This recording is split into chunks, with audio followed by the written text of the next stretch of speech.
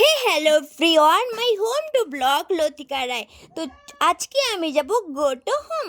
তো যাবই যখন, তোমাদের জন্য একটা ছোট্ট ভিডিও নিয়ে আসাই যাক। অনেক দিন হয়ে গেলো তোমাদের সাথে কোনো ব্লগ শেয়ার করা হয়নি, কোনো লং ভিডিও পোস্ট করা হয়নি। তো দেখো, কথা বলতে বলতে আমি চলে এলাম ফুলবাড়ি ক্যালেন ব্রিজ। এই ফুলবাড়ি ক্যালেন ব্রিজটা দিয়ে সোজা চলে যাবে তোমরা একদম গাজলডোবা।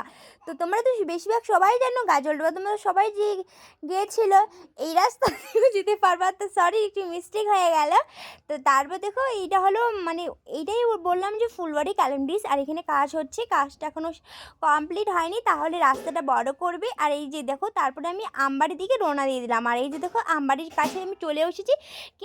কিন্তু একটা দুঃখের ঘটনা কি হয়েছে বলো তো বন্ধুরা। আজকে না আমি বাড়িতে ভাবছিলাম আমি 3টা ট্রেন যাবো, বাট আমার 3টা ট্রেন আমি ফেল করে ফেলেছি। তার জন্য আমাকে 8টা ট্রেনে, রাতের ট্রেনে আমাকে যেতে হলো 6টা ট্রেন।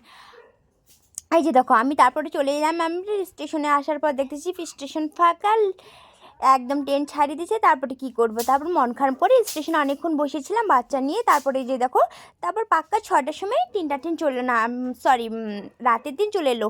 তারপরে যে আমরা ট্রেনে উঠে বললাম। আর এই যে দেখো আমার ছেলে, কত না আমার ছেলেটা যে শান্ত শিষ্ট, দেখলে ট্রেনে উঠলে ও খুবই খুশি থাকে। তারপরে এই দিক দিয়ে, এই বাইপাস দিয়ে আরেকটা ট্রেন যাচ্ছে। এই যে দেখো কত সুন্দর না। আমার বেশিরভাগ বলতে গেলে আমার ট্রেনে চড়তে আমাকে খুবই ভালো লাগে। আমি ট্রেনে ভীষণ ভীষণ আমি পছন্দ করি ট্রেনে উঠতে।